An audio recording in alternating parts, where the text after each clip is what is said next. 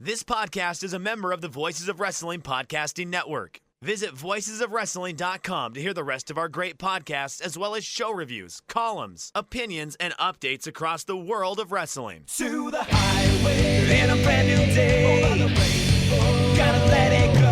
So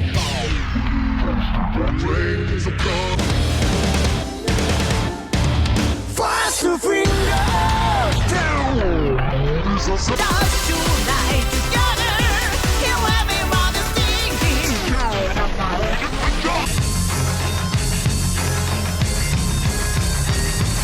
你看到我就怕，头皮发麻，我的手。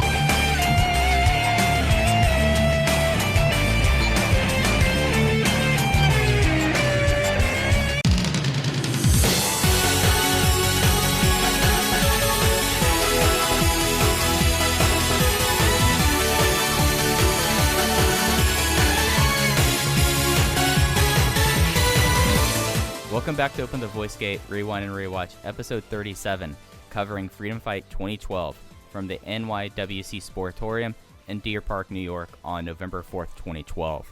We are members of the Voices of Wrestling Podcast Network. You can find us on the Voices of Wrestling feed or on our own dedicated podcast feed on all podcast platforms and applications. You can follow us on Twitter at Open Voice Gate. If you would like to donate to the show, just click the link in the show notes. It'll take you to our Red Circle website. You click the red boxes, donate, and you can set up a one-time or reoccurring donation, and no obligation whatsoever, but we'd like to thank all of our previous donors. I'm one of your hosts. It's your old pal, Iron Mike Spears. Joined as always by my friend and co-host, Case Lowe. And Case, after the slog of 2011, where they had more shows than ever, we just zoomed through 2012. It just feels like it was like last month when we were talking about Open the Golden Gate.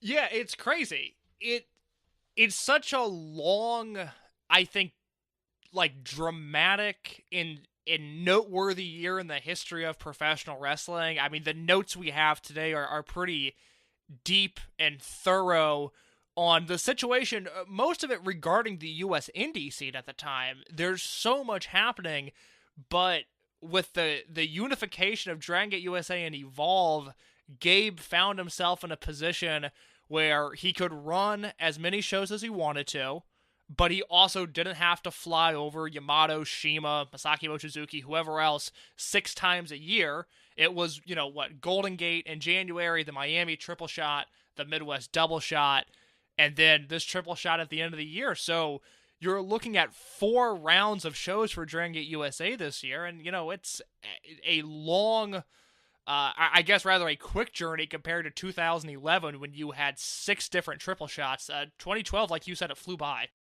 Yeah, and it's going to be the same thing in 2013. They have the same amount of shows. They have 9 shows.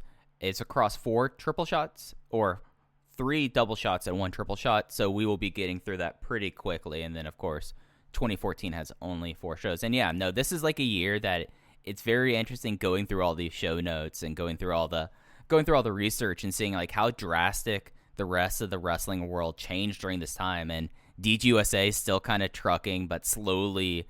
I don't want to say slowly dying because that sounds very, very dark, but I mean, it's in its descent, and it's pretty clear here when other things are ascendant, and especially when like getting into the stuff that's going around the indies in this back quarter of the year. Okay, so I think that it really kind of puts a lot of things in perspective and shows you where DGUSA is, where their one-time competitors were, and who's ascendant, and then big changes happening all across the world of wrestling.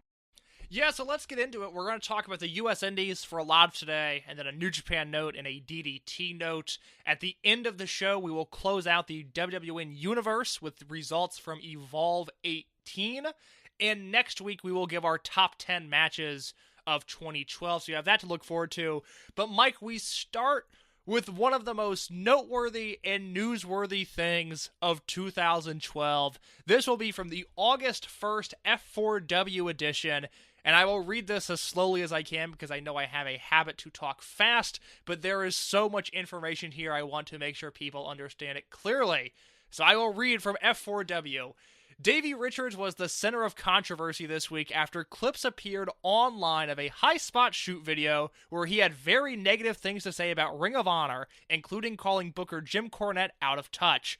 From talking to people within the company, there are many different opinions. One person defended him to a point, saying nobody should judge the DVD without seeing the entire thing, since High Spots is very good at editing together trailers that make shoot DVDs appear far more controversial than it ends up being. But the person noted significantly more people will see the trailer, wherein clips he buried the company, than the final finished product, whatever the contents of that may be.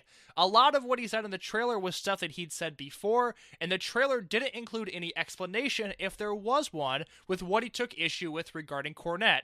Another person said there wasn't anything in the ROH contracts that prevented anyone from doing shoot interviews, but he was surprised that Richards and others didn't use better judgment when appearing in them, particularly since they're not very high paying.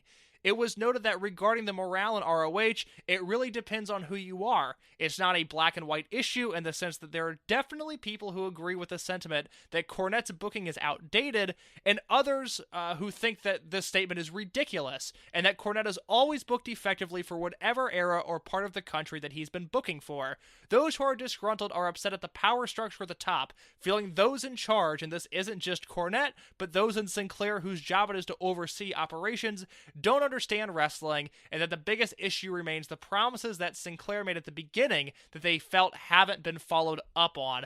One person who was more positive about how things were going noted that a pro wrestling company where everybody is happy simply doesn't exist. Regarding the video, this person noted that yes, Davey had said many of these things before, but he also had a tendency to change perspective on things at the drop of a dime.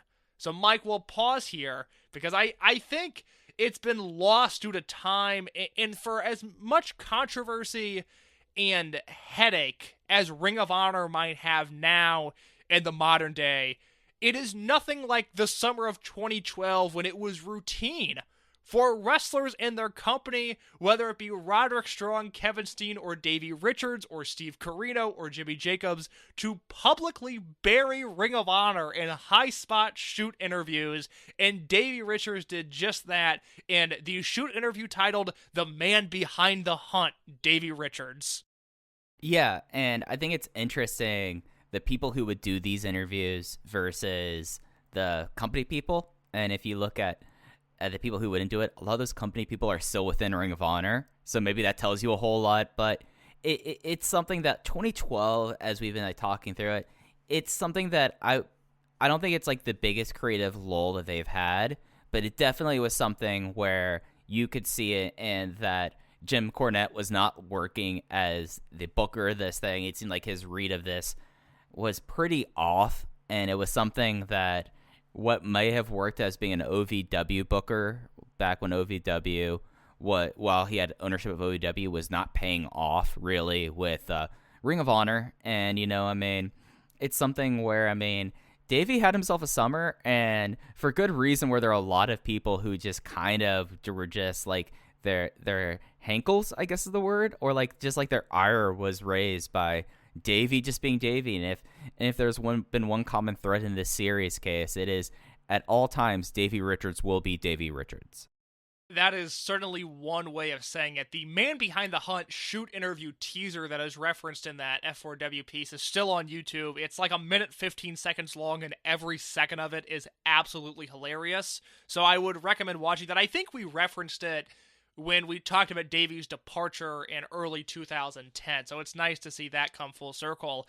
I will say 2012 Ring of Honor, with the exception of maybe some of the lulls in 2018 and 2019, it's the worst the company ever was. Now, we'll talk about a few cards in just a minute that, one in particular is probably my favorite show of the Sinclair era top to bottom, but the house shows at this point are dire. There's some really rough stuff. What Cornette always had, that it's funny, I actually think Ring of Honor in the current day has failed to do this. Cornette could book a main event that people were intrigued by, and he could book a main event that felt big and monumental to some aspect, but at just these cards, that 2012 is a really rough time. It's a company that feels like it's dying, that has really poor aesthetic choices. Like 2012 Ring of Honor looks ugly from the in-ring presentation to the graphics. It's just, we're a year into Sinclair at this point, and I would be very annoyed if I was working for Ring of Honor, because you hear this big television corporation is coming in to take over, and then you look at what their TV looks like at the time. I would be annoyed. And it's something that, like, when we're talking about the production and about this, it would take basically up until the Bullet Club boom for them to put any money into production. Like, to the extent of actually having a light rig versus using trusses and trees.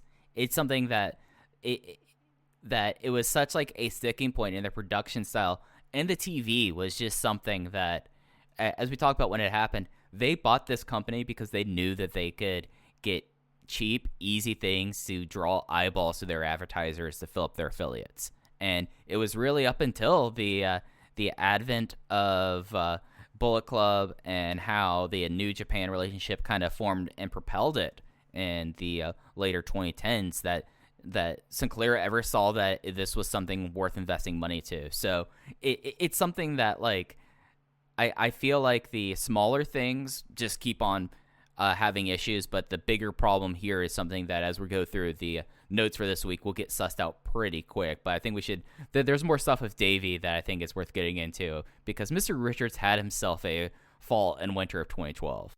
I will continue reading from that same F4W piece, and they say, but that's not all. Nathan Blogdit of Magnum Pro in Council Bluffs, Iowa, wrote to us about an incident at a 3-day series of shows this weekend. According to Blogdit, he had contacted Davey Richards, Kyle O'Reilly, and Tony Kazina, aka Team Ambition, to work a series of shows over the July 29th weekend. Blogdit said that all three showed up on time Friday, and Davey and his crew are notoriously late for many events, and were very professional and cordial with everyone. Saturday, a training seminar was scheduled to help offset some of the cost of bringing them in. All three were 30 minutes late, but texted the promoter to let them know, and nobody was bothered. Davey gave the students a lot of great advice, Blogdit said, but then began to bury many of the top stars to these up-and-coming kids. I'm sure it happens in all aspects of wrestling at times, Blogdit said, but what irked me is that he was taking time that these guys paid to learn to basically have his own little shoot interview. In the course of all of this, I overheard Davey tell the kids in the camp that it would be best for all of them to go, all places and work for free just to get beat up and learn. Understandable in the sense of young guys just looking to branch out and get experience. However, in the exact same statement, Davey states, I don't work hard on these small indie shows like this, only to notice I was standing in earshot and heard every word. Immediate eye contact was made, and Davey fumbled around to save it by saying, except for tonight. This should have been a sign that things were not going to go correctly. That night at the show, Davey and the crew sat out by the sound table and openly criticized the show, the venue, and the talent very negatively within earshot of all the fans. Later, a match with Kazina and Ryan Kidd, who is a 16-year-old, went awry. Nobody is saying exactly what happened, but Kazina told people that Kidd had disrespected him, and now it was time to teach him a lesson. Kazina proceeded to take liberties and stretch and shoot on a 16-year-old kid just looking to get work with someone who could teach him some stuff about wrestling, legit choking a minor on a couple of occasions, as well as very dangerously performing wrestling maneuvers that could have had a very negative impact on kids' health and well-being. While all of this was going on, Davey Richards and Kyle O'Reilly stood in the backstage area and shouted respect numerous times, very vocally and very obnoxiously, to get their air quotes gimmick over, or to just disrespect everything that was taking place. A YouTube video shows the two having what appears to be a combination pro wrestling match and a light no-gi grappling match. Kazina applied a triangle at the end, and Kidd allegedly went unconscious. It does not really look like what one would consider to be a shoot in any typical pro wrestling sense, though it is definitely not a worked encounter from start to finish. So let's pause there, Mike. Yes, we are off there's to an a lot to get incredible into. start. Yes, you have the floor. 2 days with Davey Richards, this is what it's like. Well, I tried to go and see who some of the people who were on this show. Magnum Pro were only covered on Cage Match starting in 2013, so I don't have that card. But Ryan Kidd is a name that has an interesting kind of history, especially like an interesting somewhat of a link. Outside of this case, are you familiar with Ryan Kidd? Is this the only time that you've heard of Ryan Kidd? I know he at least was working up through last year, because I know Lee Moriarty wrestled him at one point, but I am not super well versed in his catalog of work. So I'm trying to pull up the exact time. Ryan Kidd did some training in Dragon Gate. He was in Kobe for a while. Like after this. I completely forgot about that, but you're right. Yeah. It was the same time. Do you remember like the Hurricane Ramirez that came through? Or the Cyclone Yes. Ramirez? Yes, I do. Yes, yeah. He was in the dojo at the same time. So this is one of the things I know I've talked about on previous shows. Like, people come and will just pay to train. And he paid to train. So, yeah, it's something that was very much the whole him burying all the other works and saying, go get beat up by Free. I mean, that's a certain mindset within people within wrestling that I think is counterintuitive in a lot of ways. And because that's just... then if you say you work for free, then you're already going to have promoters that think you'll just wrestle for free even if you're not training, you know? Like, it's something that, like, at the very least, there should be some compensation, in my opinion, if not, like, you know, full compensation. But it's... And then you get into, like, the Tony Kazina match. And have you seen this match? Because I watched some of this, like, back when it happened. And, yeah, I mean, Tony Kazina, who at this time... was, I believe, 40. Yeah, he was 42 at this time, beating up a 16-year-old. Like, there's no other way of putting it. He beat up a 16-year-old for, like, this and then choked him out. It was just one of those more kind of insane things to, like, watch and see happen. You're like, who does this? And then, like, you look at, like, who he's trained. I mean, he's someone who's trained by Billy Jack Haynes and Matt Bourne. So, like, he's someone that, like, came through a certain system in a way, but doing that to a 16-year-old kid. And it's something that I think in a lot of ways has kind of followed him for the remainder of his career. And I think that's one of the reasons why, other than his age, that Tony Kazina now just trains. And I don't know if he's doing anything after leaving the Fale Dojo, but he was one of the trainers there because that was kind of the work in wrestling this guy could get. Did you ever see this shoot fight? No, I looked for it on YouTube today and it was not there. I know it's available on Smart Mark Video, but I have not made the purchase yet. Yeah, I don't blame you. But yeah, it's just one of those things that, I mean, this happening like back to back with Davey, and then even more so the thing happening on Sunday just went insane. And it's one of the more insane things that I believe that really kind of like lost to this. And I think that like newer fans might not have heard of what you're about to read here, but it's one of the more like cavalier and insane things that have happened. And it's one of the reasons why Davey at this point really has like a deserved reputation. So let's get into Sunday when Blogdit said that it all came to a head. He said, I informed the guys via text the address of the show and that doors open at 3:30 p.m. And he sent that text at 9:16 a.m., giving the guys plenty of time to be where they were supposed to be for the day. At 1:54 p.m., I began to get text messages from Tony asking if the card could be changed to put all of them against 4 guys from APW so that they could lighten the workload. Apparently, Tony had dinged up his foot, and Kyle had tweaked his back. As I was relaying info to the promoter said he would be alright doing this, but since he didn't get what was agreed upon, he would appreciate it if they lowered the rate. Shortly after I replied to Tony, he said, we'll talk when we get there, and that was a little after 2 p.m. Between this time and the next time I got a text from Tony at 3:46 p.m., Tony begins texting with the promoter from Davey's phone. I was privy to all that was happening, all that was being said, and the promoter went back and forth with Tony for over an hour and a half, numerous times stating that they were only 20 minutes away and things of that nature. First, Tony agreed to the original plan, then changed it again and said, no, we are going to do this, and things of that nature. The promoter tried coming up with many different ways to appeal to both the guys and make it feasible for him since he was not getting what he agreed upon. It was time for doors to open and the guys still weren't there. The APW promoter had a tough choice to make, and he told them that they were no longer needed on the show and that they could just go home after being told that as doors were opening that they were 45 minutes away. Tony got in touch with me and stated that the promoter was trying to pull a fast one on them. I was obviously aware of the situation and stated that it was out of my hands and that I felt nothing was being pulled and the promoter was justified in his actions.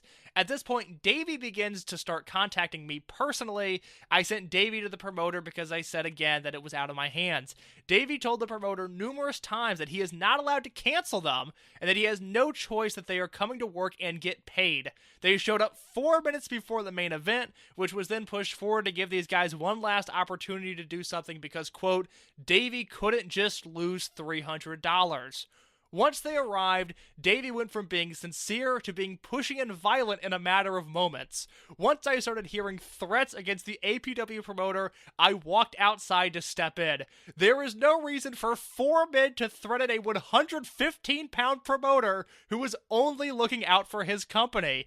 After the threat of violence and the statements from Davey saying that if he called Jim Cornette, that Jim would condone all of Davey's actions, including beating someone up literally half his size, I helped defuse the situation and came to an agreement for a very, very last-minute match. As the boys came in and suited up, just Kyle and Davey, they all chatted amongst themselves while doing so. It did not register with me quickly what was about to take place. Tony was slowly carrying their bags to the vehicle in which the student was already at. We chatted with Davey really quick about the match details and figured out a finish. Everything seemed cool. As the first guy went to the ring, I heard a little ruckus, and as my music began playing, I turned around to see Kyle O'Reilly sprinting out the back door. The promoter had agreed to give them their money up front as a sign of good faith and that everything was cool, and this new match would go on as planned. Obviously, there was a reason that Davey Richards demanded the money up front. After all was said and done, the boys from Team Ambition have been making light and poking fun at the fact that they robbed the same people who work in the same business that they do. They cheated the fans, no matter how many were in the crowd. Mike Spears, my goodness. Welcome to the era of the Wheelman. This is one of the most, like and I'll say this much, one of the most carny things to have happened in like the last while, and it's just so nuts. To like the way that like it as reading this, like at what point, if you were the promoter, you're like, oh, something's not on the level, I should just say, just stick with it. We don't need you anymore. We're good, or you do your agreed upon matches. Like when they like were constantly saying they're 20 minutes away and it's clear it was a stalling tactic, when they showed up, when they say Davey couldn't just lose $300, like there were so many things that they were going to pull this thing. And I forget who like the student was at this time, because Team Ambition were the three of them, O'Reilly, Kozina, and Richards, and like a student that I think completely has like drifted out of history. But what a wild story, and the introduction of why Tony Kozina has forever been called the Wheelman ever since. The student was Jeremy Hall. Does that... Oh, no, I'm sorry. That was the booker for APW. I hate to throw him under the bus. My apologies to Jeremy Hall. I was reading the wrong name in APW Ponderings article. Yes, Tony Kozina is forever the Wheelman. I don't know what my favorite part of this is. Davey Richards threatening to beat up a promoter, or Davey Richards justifying it by saying that Jim Cornette would be okay with it.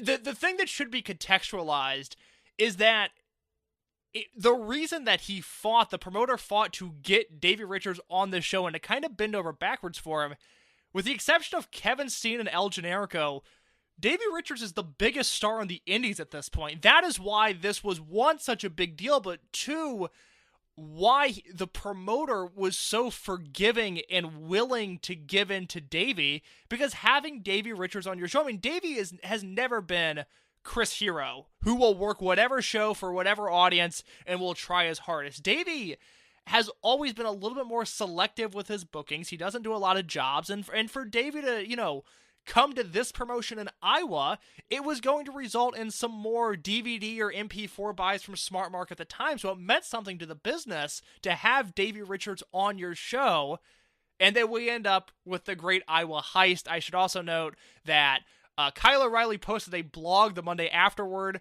and he essentially said, yeah, what the promoter said was true. Did we threaten his life? No. But his story is pretty accurate.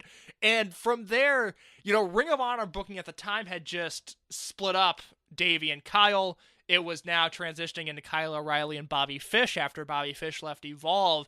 So we start seeing the kayfabe breakup of Kyle O'Reilly and Davey Richards, but in a very real sense, Kyle smartly, because I think Kyle is, by all accounts, one of the nicest people in the industry, and I think he's one of the most talented people in the industry, and I hate that he works where he does because now I just never watch him. But he made a career decision to distance himself from Davey Richards after this. I think the only place they consistently worked together after this incident was AAW, where they still teamed on a pretty regular basis through the end of Davey working there. But yeah, that is the great Iowa heist. That is why if you ever hear the flagship Rich Creation Joe Lanza talk about Tony Kozina, he is always the wheelman Tony Kozina, and it comes from the great Iowa heist, an episode of Dark Side of the Ring that I hope is made one day. Oh gosh, I just imagining just like Davey Richards at this point looking insane in 5 years, just talking about this, having like no memory of it whatsoever, and then very straight-laced Kyle O'Reilly like, yeah, no, I was young in the business and this happened, and then Tony Kozina, wherever he is, have to sit down and talk to it, and then Nathan Bloggett, who I believe he I'm not gonna say who his gimmick is because I don't think that is his thing, but like he was a known wrestler at that time in the Midwest. But yeah, no, it's something that the indies were in such a state in 2012 that even though we've talked about how Ring of Honor have been having these issues and talking about Dragon Gate USA having these issues, it was an overall lull in the whole entire industry that happened when that most recent class of people all went to WWE, NXT starting up, and just in a way tapping out the indies in a way that would happen a lot back then, but it was slowly repopulating and that we don't really have in 2019, 2020. So it made sense with all of this, but yeah, no, Kyle O'Reilly, because I feel like almost like soon after this, Kyle also moved out of St. Louis where they all were based in, because I know like that was one of the reasons why Team Ambition was things that they were all based around St. Louis. So it really was something that then, since then, like I don't think there really has been much, if any, Kyle O'Reilly and Davey Richards interactions, I think. No, they wrestle on a PWG show against one another in 2013, and I think that's the last one-on-one they had. I mean, Ring of Honor worked a program, Red Dragon versus American Wolves, for most of 2013 until Davey finally exits the company, but it is very clear that Kyle made a personal decision to say, hey, maybe not this guy after this. But Mike, that's not all the Davey Richards news we have. October 23rd, Wrestling Observer newsletter. There was an issue with Davey Richards and Future Shock Wrestling in England. When Richards did his tour of the UK a few months back, he wrestled for the promotion against its champion Jack Gallagher. During the match, there was an accident and Gallagher ended up being knocked out. Richards, to save the match, had no real choice but to pin Gallagher and win the championship. It wasn't what they wanted to do, but it was understood that it was the only real option at the moment. Richards agreed to come back and drop the title. Their owner, Dave Pownell, claimed Richards pulled out 2 days before the planned rematch, saying that he wasn't going to get on the plane for anything less than twice the agreed fee. Between that and the cost of flying him in, they said they couldn't afford it. They asked, since the booking had fallen apart, if Richards could at least send in a video. Richards sent a video via email 20 minutes after the show started. They had to get internet access to download it and edit it, and with the exception of the guy doing the editing, nobody saw it until it played at the show after the main event ended. The sound and video quality wasn't good, and the video was not the outline of what they had asked him to say, but instead his running down the company. Davey Richards sent an email to Damian Smith of the promotion on October 5th saying, "I've told you and Dave now that I am not coming over because we could not agree on the price. Like I said before, since I am the champion, my price has to go up, so my old fee needs to be at least doubled before I come over." I had no recollection or maybe even knowledge of this until Mike reminded me, or I guess, let me know about this. It never ends with Davey. Even now in 2020, it never ends. It's something where he is such a uniquely just, I mean, there are certain people that are messy and love drama, and there's some people that drama just happens around them. Drama happens around him, but I'm not entirely convinced that he does not love drama. It seems like he lives for it, and it's just one of those things that, especially this was way before Boom era UK as well. So flying over Davey Richards, like you were talking about, like how he was one of the stars that traveled. That was like a serious thing that like you would like put together like a tour of, okay, you would go here, you go here, you go here, and all these promotions would then chip in for the flight. So him pulling this didn't necessarily just like mess over one promotion. It messed over a whole lot at once. Yeah, he worked Fight Club Pro on that tour too, because we'll actually talk about that show when we talk about the Dragon Gate USA show that we are here to talk about, and a brief aside there. But yeah, I mean, at the time, 2012 UK Indies, they were flying in Davey, they were flying in Colt Cabana, and those are the guys I think of like foreigners that worked pre-boom UK Indies, is like Cabana's all over those early Rev Pro shows. And, you know, again, Davey was the biggest guy in the company at the time. And we talked a little bit earlier about just, you know, the woes that Ring of Honor was having. And part of that was, you know, made worse by the fact that Davey Richards, after losing the main event of Best in the World 2012, which I don't remember if we talked about that show or not a few weeks ago, but it was, you know, something notable. Kevin Steen won the belt from Davey Richards in May of 2012. They had a rematch in June. I don't even know if I don't think we talked about the Steen versus Davey drama, which is when Sean Cedar and I do our early Sinclair Ring of Honor years rewatch podcast. We'll talk more about it then, because I know Sean Cedar is the only person besides myself that has a ton of opinions on 2014 Ring of Honor booking. But that's besides the point. But Davey took time off from Ring of Honor, and during his freeze of appearances, Ring of Honor put on a show at the Frontier Fieldhouse September 15th, 2012, Death Before Dishonor 10. This was an pay-per-view that had the finals of the Ring of Honor Tag Team title tournament that saw Scum of Jimmy Jacobs and Steve Corino beat Charlie Haas and Rhett Titus for the vacant titles. These were vacated after Kenny King left Ring of Honor unexpectedly. Also on the show, Tadarius Thomas defeated Silas Young in a Survival of the Fittest 2012 qualifying match. Kyle O'Reilly defeated ACH in his ROH debut. Jay Lethal defeated Homicide. Michael Elgin and Roderick Strong defeated Irish Airborne. Adam Cole retained the TV title over Mike Mondo in the main event, Ring of Honor World Title match. Anything goes. Kevin Steen beats Ring of Honor. This was a bad show on paper, and it was made worse by the fact that Ring of Honor had tremendous pay-per-view issues on this show. It's probably a little bit too granular to get into the specifics, but essentially no one could watch the show.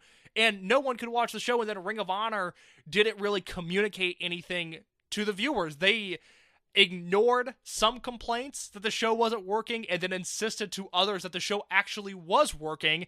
And as a result, you got a good look at the PR skills of Jeff Jones, who was just completely inept, especially during this time period with all of the pay-per-view issues they suffered. Yeah. It's something that this was really at like a time we talked before about the move to pay-per-view with almost all of the U.S. mid-major promotions, as I will call them. And Ring of Honor, it took probably actually until like 2014, 2015 for them to actually be consistent in their pay-per-views and their pay-per-views. And, you know, they really butchered it here. And it's something that, going through the notes, I don't always put it in every time, but there's constant things about like, oh yeah, there were complaints about the Ring of Honor pay-per-view. Like, this is another thing that Sinclair did not put money in. I think they were still using Go Fight Live at that time. And I think it was for this show that they went to a Ring of Honor based streaming platform, and they got away from Go Fight Live. And I think they ran 6 pay-per-views in 2012. And this was the 6th pay-per-view they had run up to this point, and 4 out of the 6 had major streaming issues, because they had issues WrestleMania weekend, they had issues for Border Wars in Toronto. I mean, it was a disaster, and it killed the business. You know, we talked when Ring of Honor first went on pay-per-view, which I think was Final Battle 2009 or 2010. I think 2009. And I think it was 2009, yeah. Yeah, and at the time, you know, the buys were a little over 1,000, but it was considered a relative success. And now you're seeing Ring of Honor pay-per-views that are trickling in at 500 buys, and it's just because people did not trust not only the platform that they were being streamed on, but also the product, and that is made worse. One, there's a note here that the Young Bucks, who haven't been used hardly at all, have their contracts expiring at the end of September of 2012 for Ring of Honor, and also the November 16th F4W, when Jim Cornette stepped down as Booker of Ring of Honor following a meeting in Rahway, New Jersey this week. He'll be replaced by Delirious, who had been working with him as an assistant and creative, and who was, prior to the move to Sinclair, the head booker of the company. The word from the ROH side is that Cornette chose to step out of the spotlight, but will still be heavily involved with the company in terms of working on the production side, helping with formats, offering ideas, etc. He's not only taking a step back as head booker, but is also being written off of TV. The angle has already been shot and involves Jay Lethal going berserk and accidentally injuring him following a match with Kevin Steen this weekend that got out of control, in quotes. We're told Cornette takes one hell of a bump in his swan song, and that news was rendered useless 2 weeks later as Cornette quit Ring of Honor after an outburst on November 3rd at the ROH television tapings. At the tapings, Steve Corino suffered an injury, and no ROH officials were still at the venue to be able to pay for Corino's immediate medical attention or even arrange for an ambulance to be called. This left Corino in pain for hours, and Cornette to be the only person there with enough power to handle the situation, and then Cornette would quickly either be relieved of his duties, rather, or quit, depending on who you ask. But it was the end of a very, very stressful and just painful era of Ring of Honor. Yeah, and it's something that, it's the start of, like, when Cornette finally leaves, it's the start of seeing the pieces that kind of come together, and by 2013 and 2014, you will start seeing Ring of Honor ascendant, like, truly ascendant, like, not like, okay, they're clearly out ahead of Dragon Gate USA, they're ahead of Gabe, they're at a position where they can say, hey, Gabe, do you want to come back here? No, they're at a point at that juncture where it's like, why would they? So it's something where, like, Cornette seems like to be the last domino to fall to kind of start with this, and then, 2013 things would start getting a little better. I mean, they ended the year strong in 2012, but then by the end of 2013 and then 2014, and then as the relationship with New Japan developed, that was one of the big stimuluses to its ascendancy to the point where it was a number 2 promotion in America for at least 2018, 2019. The good news is that on October 13th, 2012, from Ontario, Canada, Ring of Honor put on Glory by Honor 2012, a card that featured the CNC Wrestle Factory beating the Bravado Brothers, Mike Bennett defeating Mike Mondo, the World's Greatest Tag Team defeating BJ Whitmer and Rhett Titus, Jay Lethal defeating Davey Richards, Tadarius Thomas defeating Rhino. That is a very 2012 match. TD Thomas over Rhino.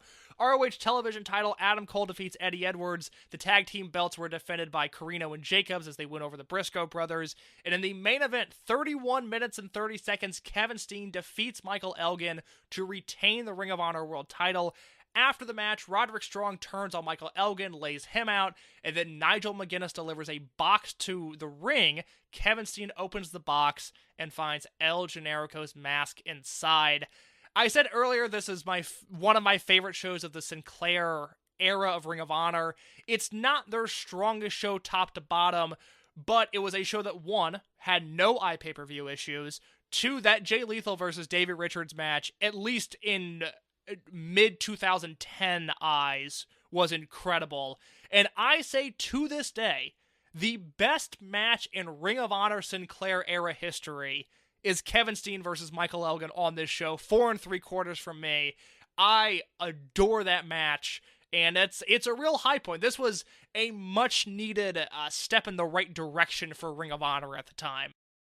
Yeah, and you start seeing people like Elgin get the step forward. I mean, the Davey versus Jay Lethal, I mean, that was one of the major, like, matches that kind of, like, started Jay Lethal's rise, and it started to feel, at least like here, that Delirious got together a coherent promotion where there was a lot of just discordant things. Like, Rhino is still around here, but Rhino won't be around in Ring of Honor for a whole lot longer. But you started to see, like, a promotion that was kind of getting their act together in a lot of ways. And I mean, that kind of continued through the end of 2012 for them. We will quickly round out Ring of Honor here. Final Battle 2012 from the Hammerstein Ballroom. This is another show that appears by the notes to have no iPay-per-view issues. I remember watching this show live. This was my first Ring of Honor iPay-per-view. I remember being really, really excited for this show and then just thinking it was okay. As we go down the card, Roderick Strong defeats Michael Elgin in the opener, Jay Lethal defeats Rhino, R.D. Evans defeats Prince Nana in an Embassy Explodes match. New York City Street Fight, the world's greatest tag team, defeat B.J. Whitmer and Rhett Titus. This is the show where B.J. Whitmer took a belly-to-belly from the top rope through a table and went neck-first through said table. Mike Bennett defeated Jerry Lynn in his final Ring of Honor match. The American Wolves defeated the Bobby Fish and Kyle O'Reilly Red Dragon team. Non-title match, Matt Hardy beat Adam Cole. ROH World Tag Team Sudden Death Rules 3-way match with the Briscoes winning the belts over the CNC Wrestle Factory and Scum. In the main event, Kevin Steen defeats El Generico in a Ring of Honor ladder war. Not a great final battle, but I do feel like the Steen versus Generico match is really memorable. Yeah, that it's real memorable, and of course you're starting to see like the true formation of Red Dragon. And it's like they were teaming, I think, for like a month before this. Yeah, they had pretty newly formed at that point. Right. So I mean, again, like they're getting like their pieces together that we will really see in 2013 and into 2014 that things would just start to really take off for them. And I remember like that ladder war, like that was like considering the time and considering like the shape of Kevin Steen at that time, like for a guy of his size, Steen was doing some crazy stuff and taking some insane bumps during that ladder war. Yeah, Steen's Ring of Honor World title run. I mean, he really put all of his effort into it, and it's really just, you can tell Cornette doesn't really know what to do with Kevin Steen, which I don't know how that's possible, but he didn't. And I think the quality of the stories that Steen was involved with were lacking during his world title run, but the match quality, for the most part, was pretty high, and Ladder War was a peak, one of the peaks in that world title absolutely. run. Yeah. As for the other U.S. Indies, it's not all bad. I quickly want to talk about PWG because this is, to me, this is the golden era of PWG. This is, I think other than Chikara, they're the hottest thing on the indies at the time, but it's pre-PWG boom. And by the time PWG really blows up, I'm already waning interest a little bit. It is 2012 and 2013 that I really love, and we're going to talk about the Battle of Los Angeles and failure to communicate real quick. 2012 Bola saw the opening round matches of TJP defeating Joey Ryan, Sami Callihan defeating Willie Mack, Roderick Strong defeating Drake Younger, Ricochet beating Kevin Steen, Michael Elgin beating Davey Richards in a rematch from the Ring of Honor Miami show, Eddie Edwards defeating Kyle O'Reilly, Brian Cage defeating B-Boy, and in the main event, Adam Cole defeats El Generico. That leads to night 2, where Sami Callihan defeated TJP, Ricochet defeated Roderick Strong, Michael Elgin defeated Brian Cage, and Adam Cole defeated Eddie Edwards in the quarterfinals. In the semis, Michael Elgin went over on Ricochet, and Adam Cole went over on career-long rival Sami Callihan. There was a 6-man tag with El Generico, Kevin Steen, and Rick Knox defeating the Young Bucks and Brian Cage. That match is super fun. In the main event, Adam Cole wins the Battle of Los Angeles by defeating Michael Elgin.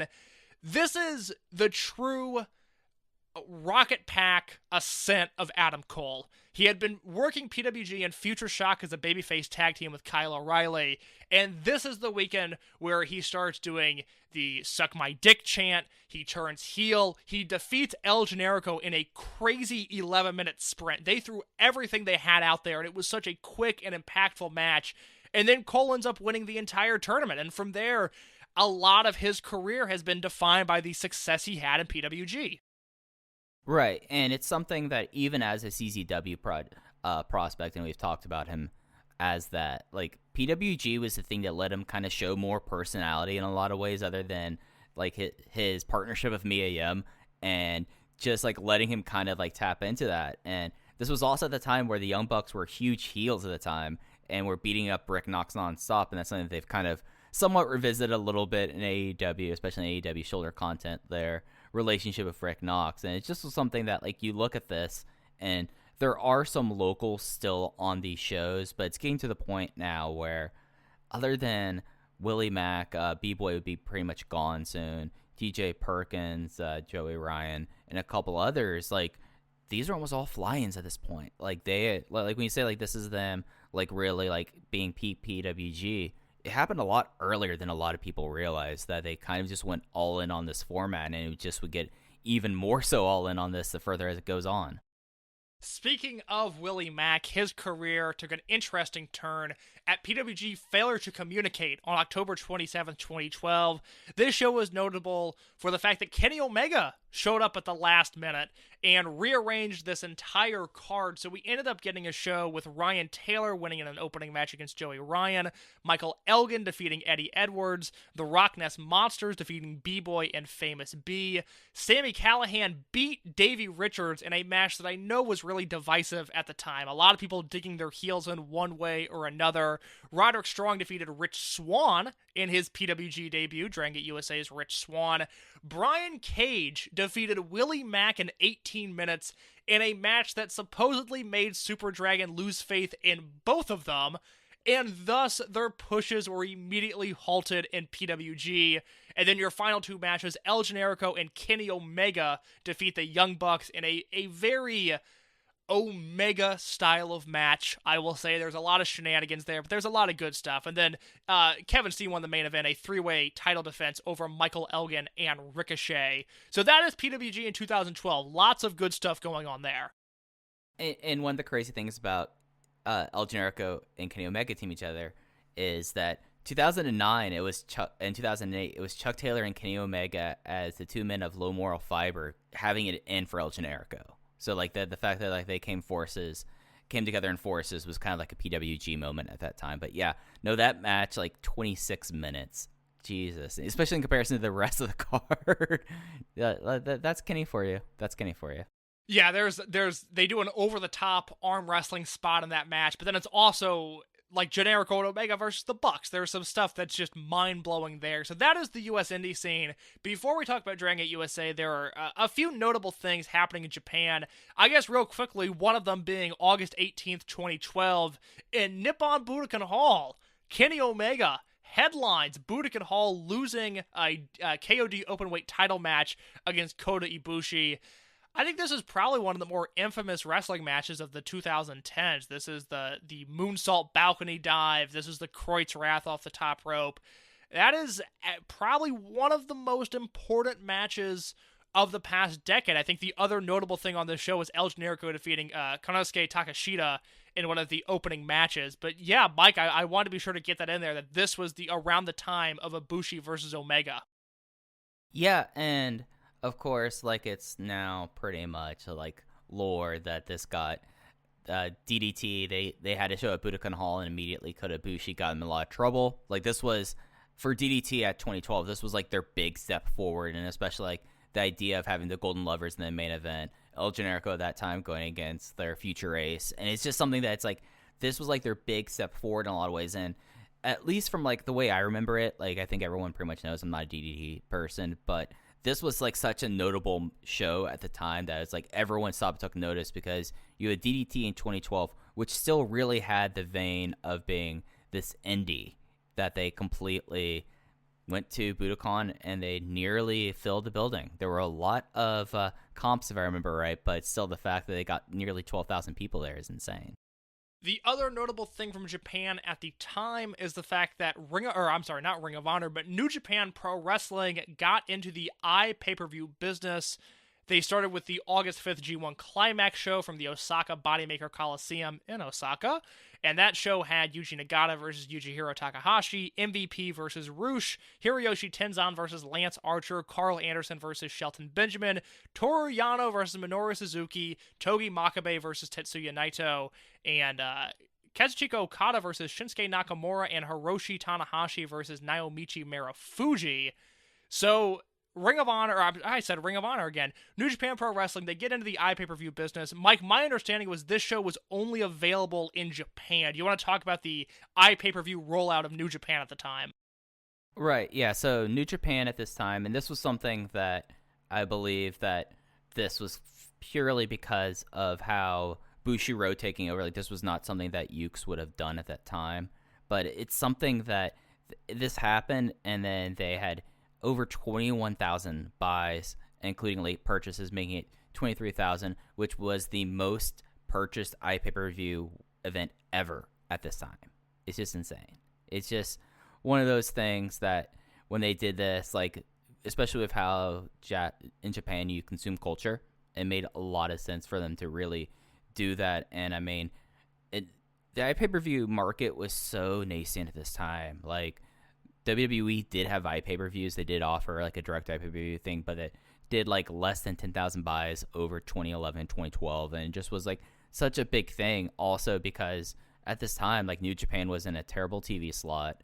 They still had like their cable shows, but it was something that they were able to do this and make like this huge step forward that kind of kicked off everything there, and especially from things that they would announce soon after. Yeah, so we got the announcement that King of Pro Wrestling on October 8th would be a worldwide pay-per-view broadcast.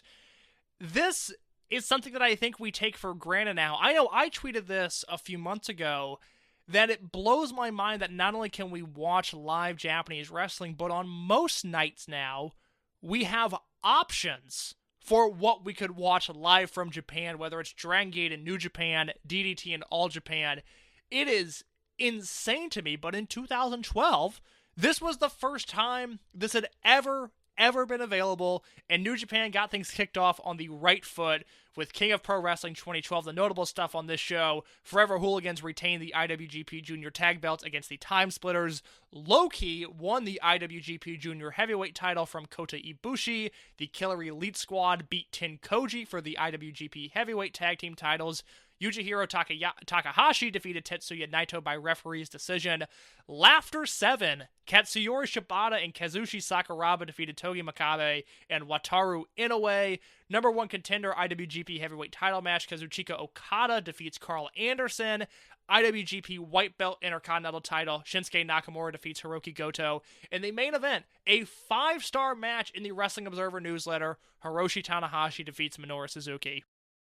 And that match, geez, it's still one of those matches that, like, for peak New Japan, that if you want to talk about the true start of peak New Japan, like, of course, it's Okada and, like, the Rainmaker Shock, but this show where you had Hiroshi Tanahashi and Minoru Suzuki just have, like, an absolute classic, and one that, even with, like, the 5-star inflation that's happened over the last 8 years, deserves every bit of the 5-star thing. And, okay, so I do have some numbers to go by. So we just talked about like how well of a success it was in Japan for the first show, the G1 Climax. So inside Japan alone, they had over 51,000 buys on iPay-per-view for this. So it was a massive success, like an incredible success. The full number was doing 52,617 for the live airing in Japan, and then getting 616 from the United States and from the rest of the world. And a lot of that coming afterwards, after the hype of this match really happening. So it's something where it's an incredible amount of revenue that was starting to come in there. So you had like 50. So that if you had like that much money coming in just from Japan, like that completely changes like the scale of things, and just completely just shattering everything to that. Ever since then, they've had iPay-per-view ever since, and then they moved to their own streaming platform, and it completely like the idea of us like talking about like 1,000 buys, 800 buys for iPay-per-views or pay-per-views for Dragon Gate USA, and then New Japan comes along and just shows up. And if they didn't do this crazy amount of buys within Japan, when they only drew 7,000 to Sumo Hall, so it was not even a sellout at Sumo Hall, I think we would probably be looking at a completely different landscape as it pertains to internet distribution and how we watch wrestling today. Like, this show is that important. It's one of the bigger sliding glass doors moments of the past decade. If this doesn't work, if New Japan, I don't even know what failure would have looked like, but if they would have deemed the international iPay-per-view rollout a failure, it completely changes the next decade in wrestling. I mean, we are looking at an entirely different universe. And it's bizarre to think about. But like I said, now we have options. I mean, we're recording this show, and I won't be staying up to watch a live Dragon Gate Cork and Hall show, but I have the option to in just a few hours. And that is something that I think we probably take for granted a little bit, because it is absolutely insane. But Mike, we have been talking for an hour, and we haven't been talking about Dragon Gate USA. Would you like to get into Freedom Fight 2012? Yes, let's do so. So Freedom Fight 2012, as we mentioned at the top, was from the NYWC Sportatorium in Deer Park, New York, on November 4th, 2012. we opened up with Johnny Gargano talking about this being like his 1 year mark as champion as he won the title in Freedom Fight 2011. Talked about Sandy hitting Deer Park and made kind of like an awkward comparison about him and the victims. It just was something that the heart was there, the wording wasn't necessarily there. And then he talked about the 4-way and nothing was going to stop him there. Gargano just not very good at like these just cut a promo into the camera parts of this. You know, I didn't mind this one. My biggest complaint here is Johnny Gargano's hair was unacceptable. It was so aggressively 2012, so uncomfortably faux hawk, and I was just not... I was not having it. I was really distracted by that, but I didn't mind the promo. I think it's crazy to think, and granted, we've only been watching the Dragon Gate USA portion of this rewatch, but he's been champion for a year now, Mike, and in a year... he defended the belt against Masato Yoshino in Dragon Gate USA. We saw that. And then the Akira Tozawa defense in Dragon Gate USA. He defended the belt in Evolve against Ricochet, AR Fox, Chuck Taylor, and then technically John Davis by countout. He had the Ryo Saito match in Japan and a Jonathan Gresham match in Fight Club Pro on the same show that Davey Richards worked during that ill-fated UK tour. That was Trent Seven versus Davey Richards, and then Gargano versus Jonathan Gresham on that show. So, I don't know. Just quickly, a year into Johnny Gargano's world title run, what do you think? I think that he was still not a complete product. I agree. I think that he was slowly getting there, and I think when we turn the page into 2013, we'll see like him really kind of become the ace of the promotion. But at this point, I don't want to say he's floundering because he's having solid matches. It just is very clear that they put him in this role and it was not a short game. Like this was something that they would have to, lean on him for a bit, and eventually he would get himself to the point where it would get to the point where he would just take off and become the Johnny Gargano that I think a lot of people know. I've been really disappointed in him not being a complete product at this point. And I hope that by 2013, things change, because I know there's some stuff I'm looking forward to revisiting, but 2012, a disappointing year for Johnny Gargano, and a disappointing end of the year for John Davis. Yeah, that's right. John Davis had a match against Ada. He defeated Ada in 6 minutes, 15 seconds with the Lariat. And I think from the way you said that, Case, I think I liked this match a bit more than you did. I thought that other than like Davis's shtick, like this worked as like a prospect versus an established guy. Let me be clear. I thought the in-ring portion of this match was great. John Davis working so well with the Dragon Gate talent is not something I necessarily anticipated on Rewatch, but he's delivered every single time. Like there's no universe where John Davis is ever working in Japan for Dragon Gate. But as a pillar of the Dragon Gate USA universe, he has really delivered against the foreign talent, and I thought he did the same thing here against Eita. My issue is the John Davis staring gimmick, and I had the show on DVD. I've watched the show many, many times before. To have a hot crowd, a relatively for Dragon Gate USA in 2012, a really hot crowd in Deer Park, New York, to start the show with John Davis staring down a fan for minute after minute after minute after minute.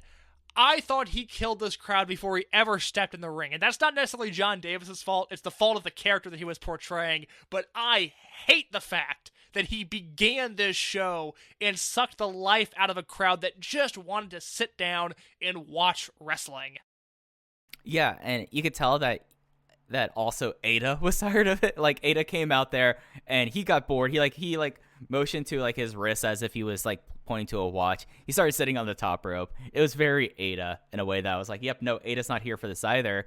And it's something that it completely like kind of turned the crowd off. Like it was something that someone in the crowd had their iPhone, their 2012 iPhone up and had a stopwatch going, and I peered over and I tried to look into it. I should have done a full-on Zapruder case and zoomed in and see what it was, but it was at least 2 minutes of him staring at the crowd.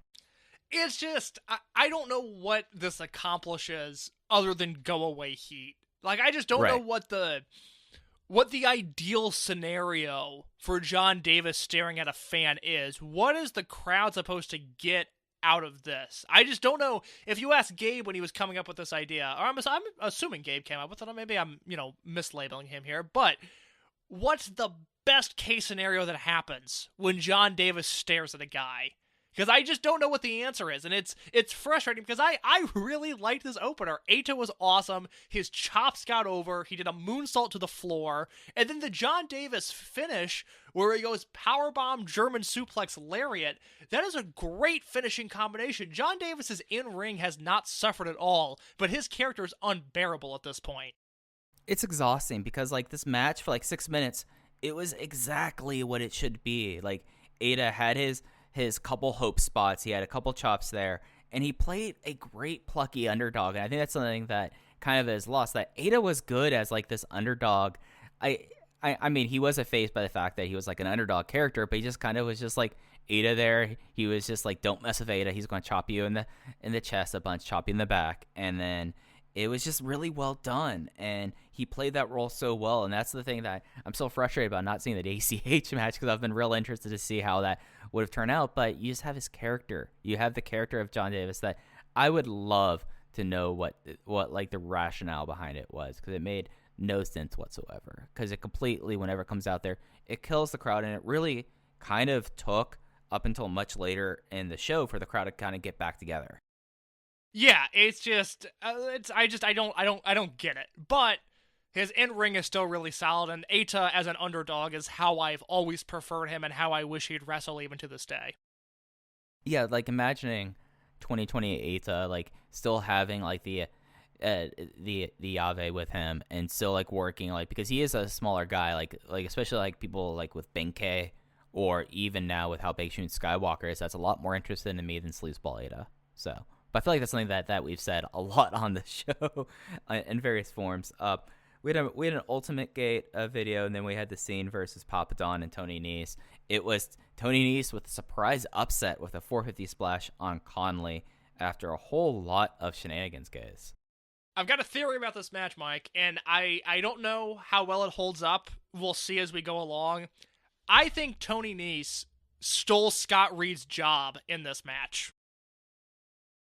You know what? I buy that. I entirely buy that, because he looked awesome in this. Like, yeah, it's... sorry to cut you off there, but Nese, we saw him a year ago in this building, the third triple shot of 2011, and he was very young. He was just, athletic and good-looking, but not a ton of substance there. And Nese came out tonight and just blew me away. And I've never been super high on Tony Nese. I think he is perfect for WWE, because he's not a guy that can... I don't know if Nese has a 4.5-star match in him, but on 205 Live, and I'm not knocking that brand, the last thing I watched and cared about in the WWE universe was 205 Live in 2017 and 2018. Nese was always really good on that show, because he could just go out there and have a baseline level good match, and it was all that he needed to do. So I love Nese in this undercard tag where... Look, he's working with Papadon. I'm sure he's a nice guy. Personally, don't want to watch him wrestle. And he's in there with the Scene, Caleb Conley, who's getting very good, and Scott Reed, who his thing was he's the guy with muscles that can do flips. And Anthony Nese kind of ate his lunch here, because Anthony Nese is also a guy with muscles that can do flips. And I think the trajectory of Nese skyrockets after the show, whereas it plummets for Scott Reed. And we'll talk next week about Scott Reed's time in Japan. But I think this is a real definitive fork in the road moment for both guys. Yeah, and I mean, just like forecasting further for Nese next year in 2013 will be in Japan. Nese is ascendant here. And he becomes like such like a prominent member that he joins a unit, like he joins Monster Express right as I was getting going. So yeah, and it's something that like, as I guess, because I'm not going to go out and watch some 2011, 2012 NYWC, but he put it together there, and that kind of was a highlight of this match that was just full of the Scene shenanigans. Marty Bell came out partway through, and then the finish was just Conley putting Papadon up top. Trina tried to distract Papadon, but then Marty took her out. Then Nese ran over, kicked Conley with like one that like he was already getting like Nese's, like he was hitting the 2018 2019 Nese moves. He did like the running turnbuckle kick, and then hitting like a smooth as hell 450 and putting him away. But it's such like a real like parting of a ways moment. I feel like for a lot of people within like the Dragon system or like the US side of the Dragon system with this match, because a lot of the scene kind of just stuff happening, and then you have and then you had everything with Tony Nese. You had Marty Bell post match. The scene beat up Marty Bell. I mean, Gabe being really just at his peak Gabe here, and then powerbombed her, and then DUF came out for the save. Yeah, all I know is that Larry Dallas ended up without a shirt on in that post-match, and I'm not sure how that happened. I don't think I was even on my phone. I just looked at the screen and focused for a second, and I was like, Larry Dallas doesn't have a shirt on. Why? No. It was something that happened that, like, his shirt somehow came out. To be fair, Larry did come out with basically the shirt unbuttoned and tucked into his pants. So, like, it's something where it probably could have came off really easily, I would say. It's not a knock on Larry Dallas. He looked all right. It was just, I don't know if it was needed for this angle. Like, it was literally, you saw shirtless Larry Dallas, and it's like, why do we have shirtless? I was just like, oh, what happened shit, to Larry? all right, I guess we're doing this at match 2. Thanks, Gabe. Match 3 was ACH versus Eric Cannon. We talked about ACH now doing a lot of stuff in Ring of Honor. He was kind of towing the line where he wasn't signed with either. Eric Cannon beat him with a brainbuster in 6 minutes and 43 seconds. God, this was fun. Like, I don't think this was necessarily even like that good of a match, but it was a 3-star match. It was a fun 3-star match. It wasn't a gentleman's 3. It was a fun 3, and there is a difference. And I'm not going to spend 25 minutes wrestling with that statement like Joe Lanza would. I understand the difference. Eric Cannon, I've been critical of him in the past. I think when he's not wrestling Sabu and he's not wrestling Masada, he's been a total pro in Dragon Gate USA. And ACH was good then, he's good now. ACH is the man. I think at times he's been critically underrated and just to a ridiculous degree. And I really wish ACH would have stuck around in Dragon Gate USA. Because look, for a lot of years, we were like, I think this is the year that Ring of Honor is going to push ACH. I think it's going to happen this year, guys. And then it never happened. And I think in Dragon Gate USA, you know, it's hard to say if his career would have been better for it, but I think ACH in 2013 Dragon Gate USA would have been really exciting. Yeah, and I feel like that getting the chance to work the Dragon Gate USA guys and then getting also a chance to work with the Dragon Gate guys. I know that he started doing Noah and then doing New Japan. He probably, I would say that given the state of the company in 2013, 2014, probably had a good shot at coming to Japan if that was the case. And would have been over like a motherfucker because ACH, whenever he's in Japan, has been over to a tremendous, tremendous degree. I loved when ACH was in Noah. I thought all of his tags were so much fun.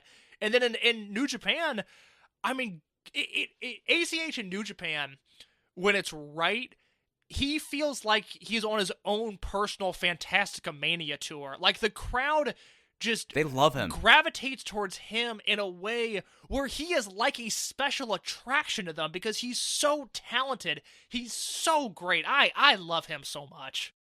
Oh, I went back a couple of weeks ago, and it must have been something. It was something.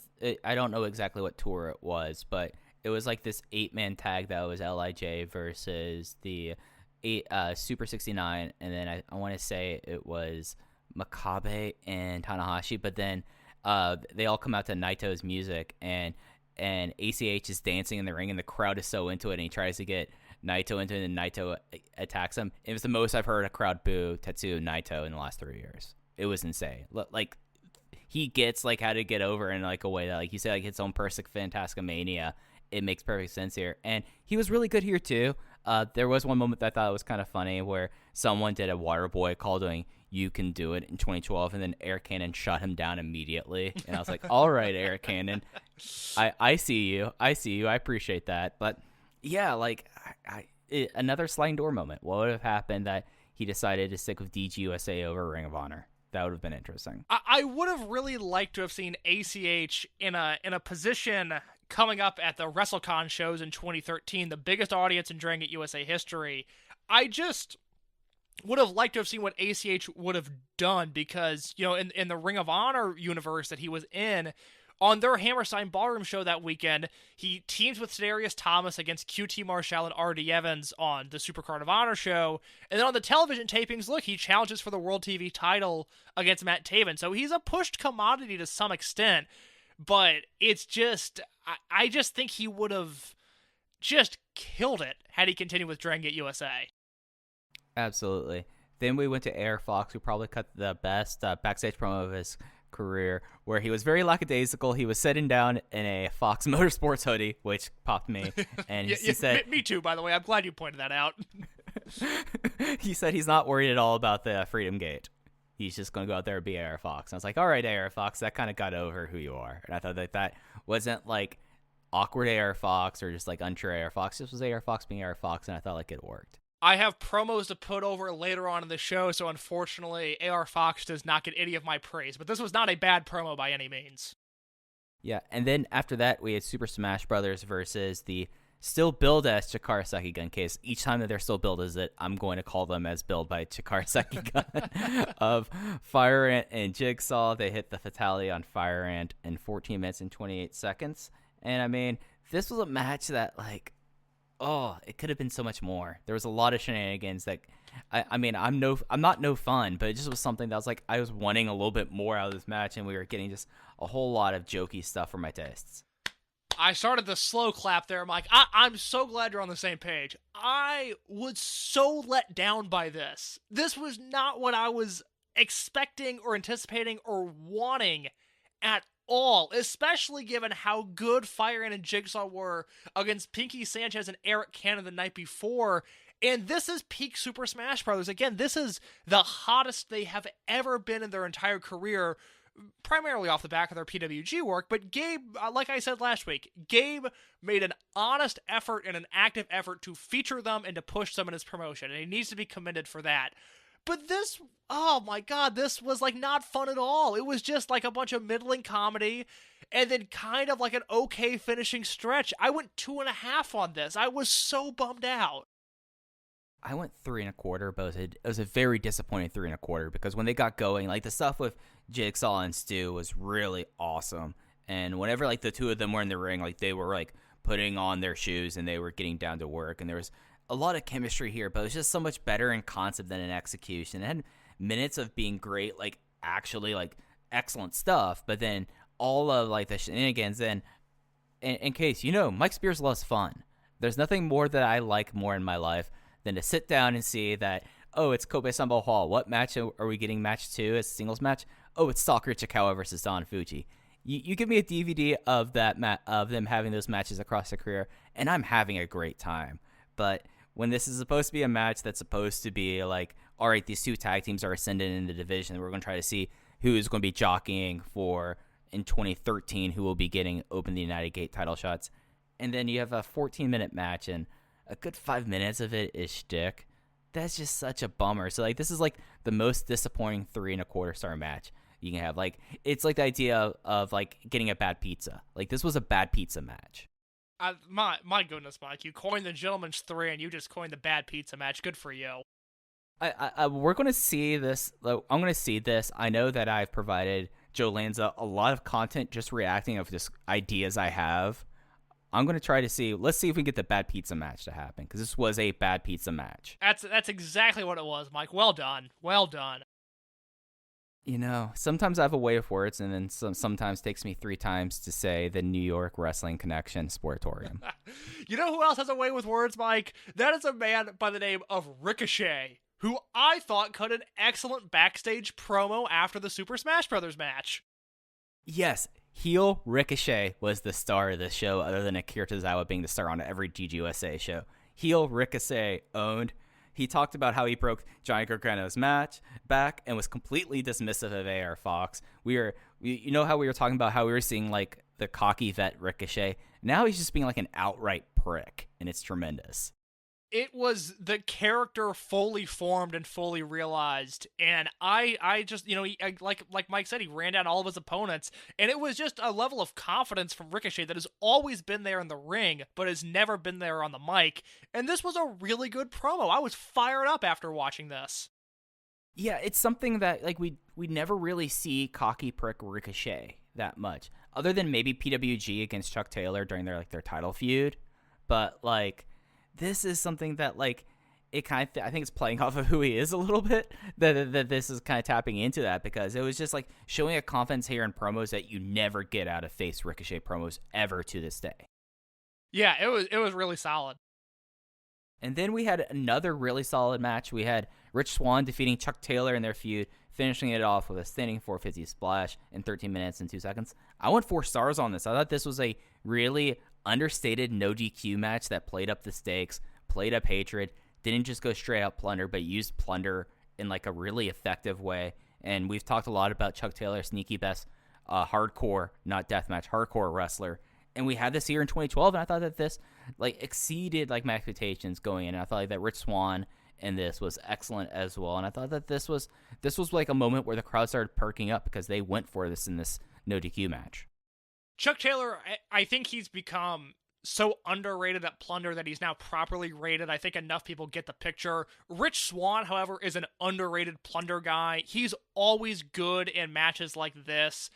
I think I'm a little bit lower on it than you. I thought it started strong. I thought it finished strong. I thought the middle portion left a little bit to be desired, but I'm at 3.5. I enjoyed this for what it was. My question to you, Mike, and I know this will sound hypocritical coming from me, someone who, for most of 2011, complained about how little they were doing with Rich Swann. What do you think about the fact that Chuck Taylor lost both of the Ronin feuds? Well, I think that this is probably something where Gabe did not know what to do with him, dating back to the turn and dating back to what happened in Miami. I think that he just had no idea what to do with him, and they're kind of the Chuck Taylor Island where we talked about with Gentleman's Club, but that just didn't work, and they just kind of let Chuck Taylor do his own thing. I mean, this kind of fully solidified the fact that Chuck Taylor at this point is a non-entity in this promotion. He just does Gentleman's Club hijinks. Yeah, it's, like I said, it's a really good match, but I'm just like trying to think from memory of what comes next for Chuck Taylor, and nothing notable comes to mind. I mean, he's all but phased out. I mean, I think he's still on every show from here on out. He's under contract. Yeah, that's a good point. Rich Swann, Sami Callihan, and Chuck Taylor had all signed 2-year contracts at this point. The WWE Live contracts, meaning that you're exclusive to them with the exception of WWE, which if they want you, they will let you out of your contract. Chuck Taylor's on a 2-year contract, but it seems like Gabe is completely out of ideas for him at the start of those 2 years. Yeah, and it's not like I could think of anything that he would immediately spring to and how to use him well with how that he just completely just booked him into irrelevance. And some of that might also be by the fact of what happened and no one really wanting him around, at least from the Japan side, to be fair. Like, I feel like there's some of it as well. Oh, that's very true. So it's a complicated thing. This match is kind of a complicated thing as well. There are some moments that are incredibly awkward and, with stuff you could do in 2012 but you really can't do now. Like, there was some things that it was with Chuck and a belt whipping Rich Swann. You can't do that. Yeah, I think it's one of those things that I think in 2012 there's a good chance that no one in that arena is thinking as hard as they should have. With the exception of probably Rich Swann. And yeah, in 2020, you don't get away with that visual. Yeah, no. It's something that, someone in the arena said you can't do that. That's racist. Well, there you go. So one of those radicals in 2012. I mean, like they completely like pointed out what it was. And the finish here, though, like after it kind of got back into the finish here was something really cool. So, Chuck was about to put him through a chair with an awful waffle. He then off the top rope. Then he did like his no touch turnbuckle Rana into the chair. Did a bad chair shot, then doing a 450. Like, this was a match that, like, if they had a much more coherent middle, like there was like this awesome parts where like Chuck Taylor found a screwdriver and was like trying to claw at Rich Swann. That I feel like in a way that like that's about as hardcore as you can really get into DGUSA.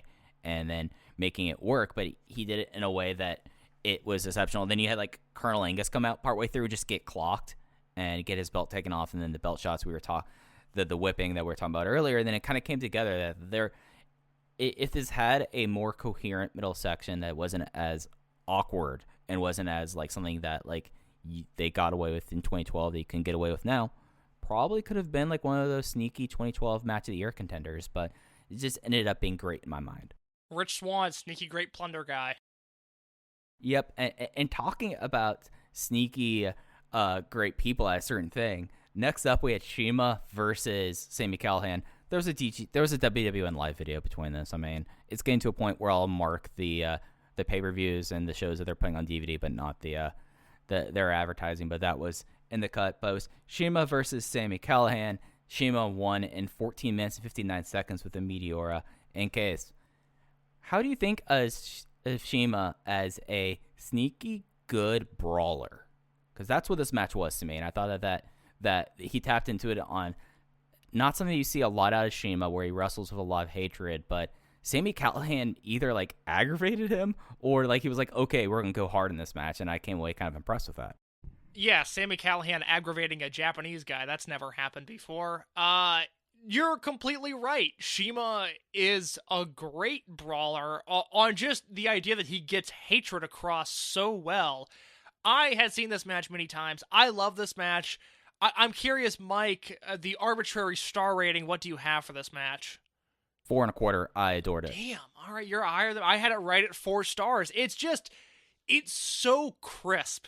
Everything they did, just perfectly executed. I am so glad that this era of Sami Callihan holds up really well, because, I've said before on the show, I was a really big fan of him prior to signing with WWE, and I love when Shima gets challenged like this, and I don't know if Shima likes it, but I love the fact that Callahan really, stepped up to the plate, similar to what Callahan did with Naruki Doi. Like, if Doi's going to hit hard, Callahan is going to come back and hit hard, and Shima did the same thing, and Callahan returned in kind. And, there's one specific moment, Shima's, resting on the barricade, and Callahan, he spit in his hand, which was disgusting, but then Callahan hits that running chop that he does, and he really lit into Shima, and I think the match changed tone at that point, and Shima realized, like, oh, this is what it's gonna be, and yeah, I mean, I would not want to be on the wrong side of Shima in a wrestling ring. I mean, that dude seems like he can kill you, and just he and Callahan going back and forth, I love this. Yeah. Ardo Cal, who we've been kind of like Ardo Cal being here instead of Lenny Leonard, it's something that, I mean, he gave the college try over this weekend, and some things were good, some things were bad. He had probably one of my favorite lines, just like randomly throwing out there, which embodies Sami Callihan as a Southern Ohio man. You know how I'm fascinated by the Ohio River Valley case. Like, it's one of those things that I find incredibly interesting. I have a lot of family up there, but he has this peak Southern Ohio man saying, Bellefontaine, Ohio, where Sami Callihan is from, is one of the easiest places in North America to kill someone. Great line. That just popped me enough for me to write it straight in my notes. I can't believe Callahan didn't put that on a t-shirt. That is pretty funny. Yeah, but no, I just thought like that these guys really kind of worked well together in a way that, like, as you're saying, like, Shima, if you take him off, he's going to hit you back. And as we've seen a lot of times, especially in 2020, that's happened to him. But it kind of worked together in a flowing match that I ended up pretty much adoring, and it's something that I was not prepared for as contemptible of a human being as Sami Callihan is, that I ended up really enjoying this match. It wouldn't have happened for a number of reasons, partially Callahan's relationship with Big Japan. I also just don't think, even if that wasn't on the table, I don't think we're getting a DUF tour of Japan in any universe, but I would have liked to have seen Callahan do one Dragon Gate tour. I think that would have been really interesting, because I think we would have come away from it going, wow, he has really good chemistry with a lot of guys, because he's demonstrated that in Dragon Gate USA. He always delivers against the Japanese talent. Absolutely. And then we talked about the man of the hour earlier. Ricochet came out post-match. He's pissed off at Shima's insistence to shake AR Fox's hand. He says to stay out of his business. Shima is sad. In case I couldn't make out what Shima said on the microphone, were you able to? Oh, I was at the time, but I don't remember what it was now. I don't have it down. I think he said Ricochet was inappropriate. I think that's what he said. I have one note about this. One, Ricochet, once again, very strong delivery. Ricochet was on when it came to talking tonight. My issue is something that I will project onto this match now, or onto this promo rather, because we know what happens in the future, and that is that Shima and Ricochet end up on opposite sides of one another in the Mercury Rising 6-man tag in 2013. And I just would have liked for them to make the challenge, to set the wheels in motion to a more obvious degree or something, because this was a nice little angle by itself, but it felt like it was missing something.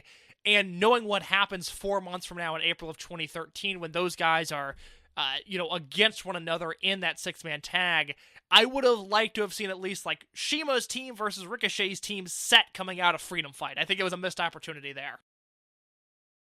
Yeah, it's something where I would have loved to see them like make this into like a actual rivalry rather than kind of be on opposite sides, because there's something there that after like the end of Fox and Ricochet's feud that you could definitely build on, and it does not seem, to my recollection, we're getting to a point in 2013 where other than like major shows, I was not watching every single DGUSA show. That might have happened and I've completely missed it, to be honest, but I don't think it did. I'm trying to think real quick off the top of my head. I mean, they do some stuff with it. I think it's a little bit like the Johnny Gargano Chuck Taylor feud, where I just think everything was so spaced out that it doesn't really feel like a big feud.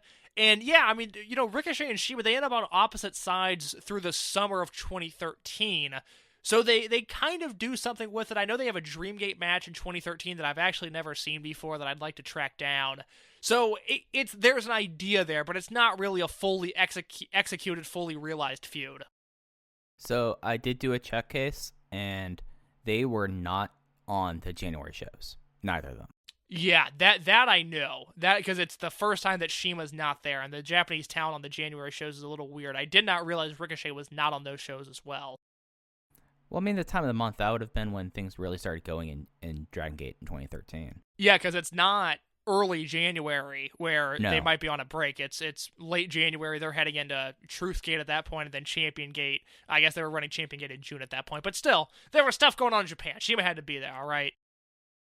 Right. And then backstage went to Tozawa. Tozawa says he's going to win. Then he spoke Japanese for a bit and told us that Matt Blanky means bullshit.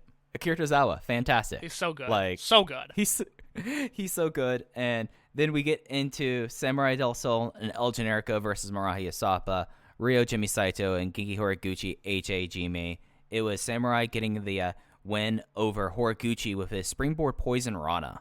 And a pretty fun match. It went 15 minutes and 15 seconds. I went 3.5 stars. I thought this was fun, but I mean, it's also something where like we're dealing with like El Generico, who is just kind of there right now. I mean, he's in this thing. Like we've talked about, like El Generico comes back to Ring of Honor by the end of 2012, and you have Samurai del Sol, who's still there, and then Saito, who we've talked about. We don't think Ryo Saito necessarily completely worked in the United States, and then Genki Horiguchi, someone who I would have, if we get to a point, I think this would be fun in our wrap-up show where we pick up who would be the 6 to 7 Japanese wrestlers we bring over for each show.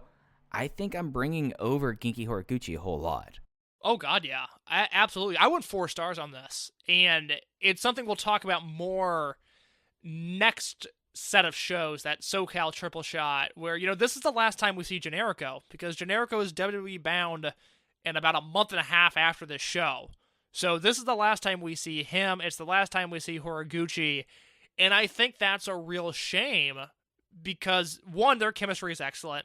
2, they both just connect with audiences in such a universal way.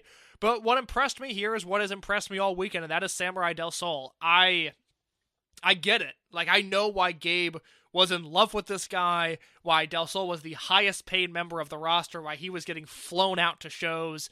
I get it, because he is unbelievable. And that springboard poison Rana is a death-defying move that when he hits, it looks like it kills Genki Horiguchi in this finishing stretch, and in the best, to coin a phrase, romantic way possible. It's what this match is, and I'm higher on this because I feel this way a lot with Genki Horiguchi. I think I've always been a little bit higher on him than even most of the Dragon Gate hardcores, because when Horiguchi gets going and when he's in a match like this, it's just baseline great. Like, I take the sum of this match, and I'm like, yeah, that was great. Like, what they did, what Horiguchi just did, most wrestlers can't do. He's in the 1 percentile of talent in the wrestling world, and he's doing it against El Generico and a young, motivated Samurai Del Sol. That is a winning formula every single time. And I really wish, I know I said this last week, I really wish Del Sol would have gone to Japan. I want to know what that looks like. And it's something that he was able to kind of like put this together in a match where Horiguchi, like, yeah, Horiguchi is probably like, we've talked about the sneaky great thing that of Horiguchi just being solid, and how Susumu Yokosuka is like, if you look across like the breadth of the Dragon system, he is the guy who is like probably one of the top people if you want to talk about most outstanding, just because you put him in a ring, you put him in the right circumstance, Susumu Yokosuka is going to put out there, and Genki did it as well.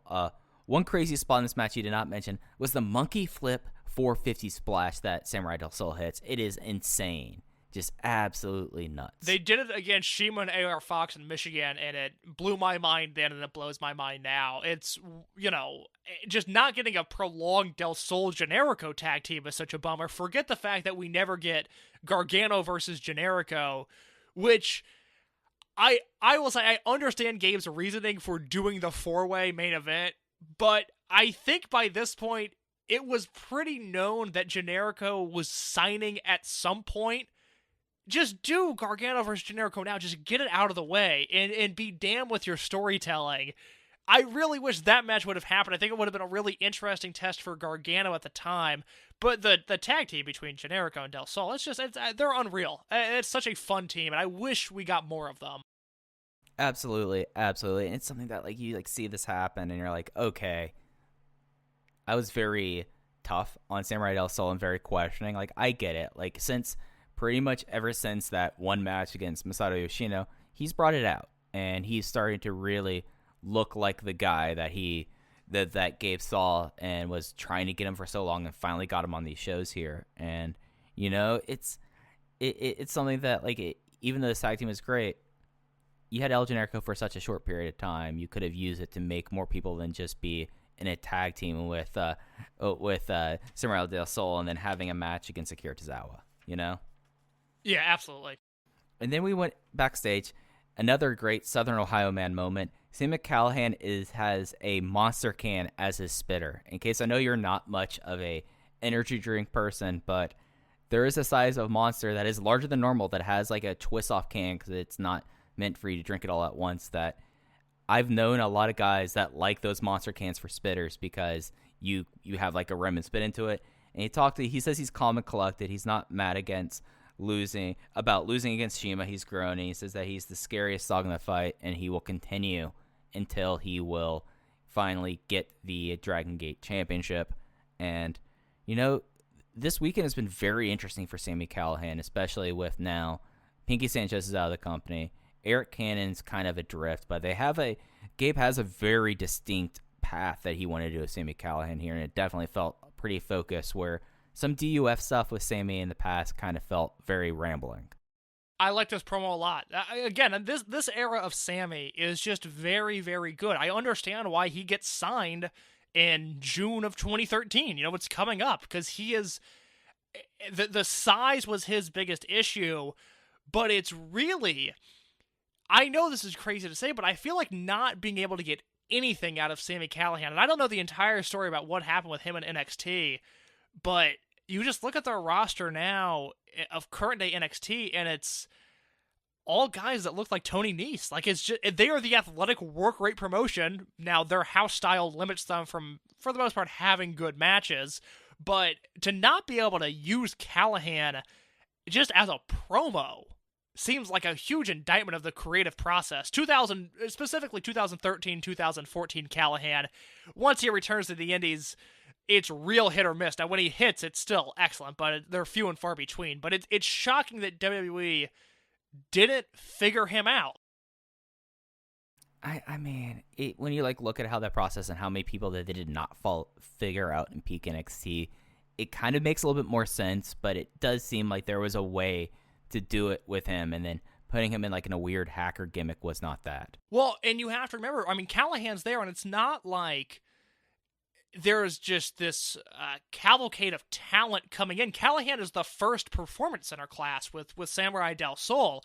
So it's not like Callahan gets signed and then you've got, Keith Lee, Donovan Dijak, Kyle O'Reilly, Adam Cole coming in behind him. He was the indie guy when he was signed. It was him and Del Sol, and Del Sol was an easier transition into the WWE version of a luchador character, and there was only one template for that, and Del Sol fit it well. It's just, if there was ever a time, because it's not like creative was bad at NXT at the time, and I'm still watching the promotion at this point and enjoying it for the most part, but to not be able to use him, I think has always just been a little strange, and I would like to know more about what happened, and I'm sure I can dip into some DMs and figure out a better story there, but it just seems like on the surface, Callahan should have worked out in WWE, because this DGUSA promo was very, very good. Right, and then we went into the main event. It's a 4-way elimination match. Johnny Gargano versus Akira Tozawa versus Ricochet versus AR Fox. Going through the falls here, it was Johnny Gargano retaining his title in 30 minutes 27 seconds. The first fall was Ricochet submitting AR Fox to a Texas Cloverleaf. Second fall was Akira Tozawa pinning Ricochet with a deadlift German suplex after a Hertz donut. And then the deciding fall, Johnny Gargano submitted Akira Tozawa with a Gargano escape. What do you think about the finish, Mike? This was the time. Yeah, this was, wasn't it? This so much was the time. We've talked about this more and more as we've gone along. And I guess the theme of this episode case is really sliding doors, isn't it? Because I'm wondering what 2013 would have looked like, what WrestleMania would have looked like if you would have had Akira Tozawa versus Shingo Takagi in the main event there. Well, they do it the second, or I guess the third night, the second Dragon Gate USA show. So you could still reasonably do Gargano. Well, you could have kept the booking of WrestleMania weekend the same, because it's Tozawa versus Ricochet, and it's Gargano versus Shingo on night 1, and you could have done that, and then on night 2, you could do Tozawa versus Shingo and Gargano and Ricochet in the 6-man tags, and nothing changes. You're right.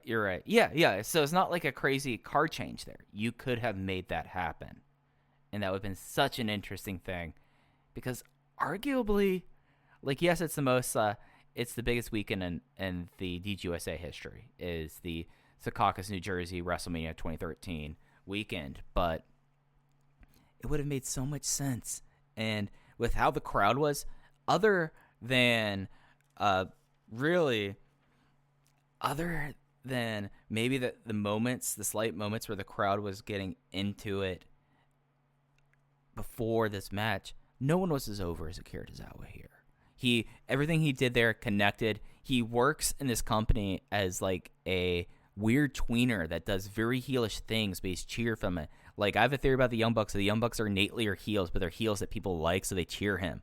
That's how Akira Tozawa is. He's been the most over person in the promotion the entire time since he was introduced in 2010 in the Canadian weekend. And I would love to know why Akira Tozawa was never opened the Freedom Gate champion, because it just seems like such a no-brainer in retrospective, especially coming out of this match.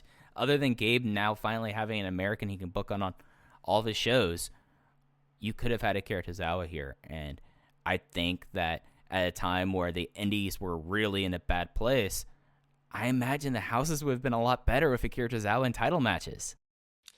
The other thing is, in relation to this being Tozawa's time, they had an out, because John Davis attacks Gargano before the match starts, and you can always go back to that and say, like, yeah, Tozawa won and he is the champion, but Gargano was attacked by John Davis, and I don't think the booking has to change at all from this show through the 4th anniversary show, where they end up doing Gargano versus Tozawa again, because you can still do Gargano versus Davis in a no-rope match, and you just make that non-title. And then, like we talked about, WrestleMania weekend is still the same. They had an out, and there's one specific spot that it doesn't really relate to Tozawa, but I want to be sure to mention it really early on in the match, where Gargano, who went to the back after John Davis beat him up, he comes back out, and Ricochet just starts pounding on Ricochet, hits all these moves, and looks like he's going to pin him.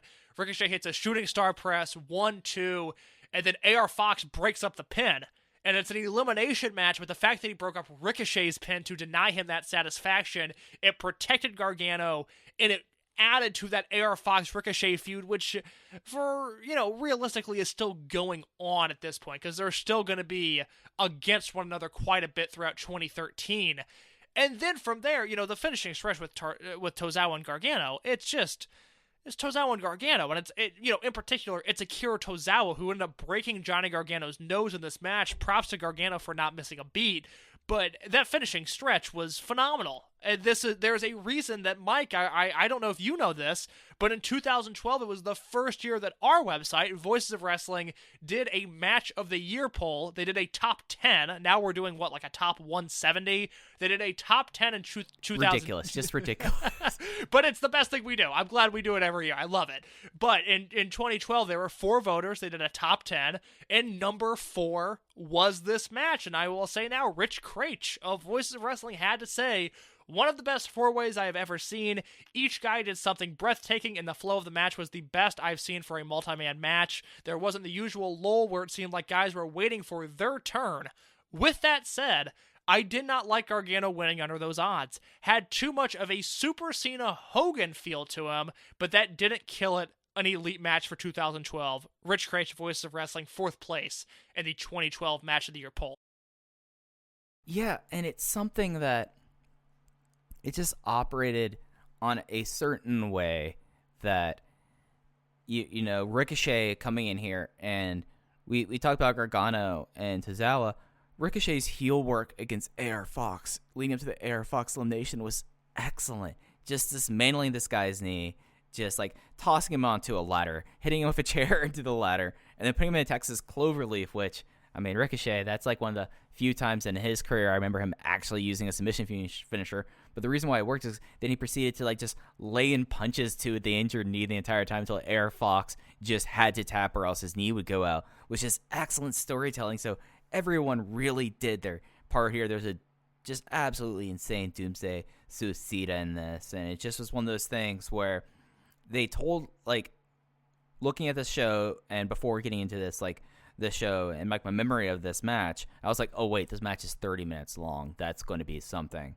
And then sitting down and watched it, it was one the fastest 30-minute epic matches that I've seen, just because so many things started happening and it was just consistent, because there was not your turn, my turn. It was distinct stories being told here, and the glue of it was Akira Tozawa. He was the guy that should have been the 4th Open, the Freedom Gate champion. 4.5 stars from me. 4.5 as well. This is one of the matches that next week we'll do our top 10 of the 2012s. And it just was a really, really just a match that I still don't think Johnny Gargano is necessarily the right champion, and I don't think it's going to happen until he turns heel. But I think that this was the start of that. Next week will be an interesting show. Obviously, the first show of 2013. Mike and I will have our top 10 matches of 2012. I will also be reading the Gabe Sapolsky State of the Union address from the end of 2012. But before we get to that, we have a Johnny Gargano go-home promo. Mike, did you have any thoughts there? The big thing is that Gargano tried to offer hands to Tozawa, and he kicked it, and Tozawa kicked it away, and just was the standard ace, thank you for coming promo. I will say Gargano sucks me in every time he does one of those. He was annoyingly good at those did you enjoy the show promos. So that is how Dragon Gate USA ends in 2012. We have the final thing we'll talk about real quick, Evolve 18 on December 8th, 2012. This was the final show from the WWN universe in 2012. On commentary for the show, Arda Ocal, Johnny Gargano, and Colt Cabana, who did not wrestle but was there to do commentary. This show was from the Flyer Skate Zone in Voorhees, New Jersey. Mike, I will run down the results real quick, because this is a show that I have not seen, and I don't know a ton about, other than that there were 4 singles matches to determine a later 4-way freestyle. Those matches were AR Fox going over on Tony Nese, Masada beating Papadon. That happened. And to make matters worse, Larry Dallas and Papadon defeat Marty Bell in a 2-on-1 handicap match. After that, Rich Swann defeats Jigsaw, and John Davis defeats Chuck Taylor. El Generico and Samurai Del Sol defeated the Super Smash Brothers. That aforementioned four-way freestyle saw Rich Swann beat Fox, Davis, and Masada in 6 minutes. In the main event, a match I would like to hunt down because it is one I have not seen, but it got rave reviews from what I read online. Open the Freedom Gate title match. Johnny Gargano defeats Sami Callihan by referee decision in 25 minutes. So that is how Evolve closes the year. Mike, have you ever seen this show? No, it didn't. I remember like the referee's decision being something. I remember reading about it and being like, okay, that was kind of smart. So, you know, I mean, like this is the show that Arda constantly was saying. It's on a doubleheader of CCW Cage of Death. So again, how WWE wins kind of devolved over the time. Yes, I let me see quickly. I know we're going long, but I am curious. Just it is Cage of Death. It is the craziest show of the year, and I would like to pull up that Cage of Death 14 card. That same night, let me look at the show real quick, see if there's anything fun. Rich Swann defeated Shane Strickland. Greg Excellent and Mama Excellent defeated Drew Gulak and Kimber Lee. I can go ahead and give that match a dud, even though I've never seen it. Adam Cole defeated Sami Callihan. AR Fox defeated Robert Anthony in 25 minutes. Masada defeats Drake Younger for the CZW World Heavyweight title. We'll be talking about Drake Younger in the next 3 shows. It'll be weird to talk about, but I have a real soft spot for 2012 specifically, Drake Younger. In your Cage of Death match was Matt Tremont versus DJ Hyde in 22 minutes. So not a show that looks good at all. This is a very bad-looking Cage of Death.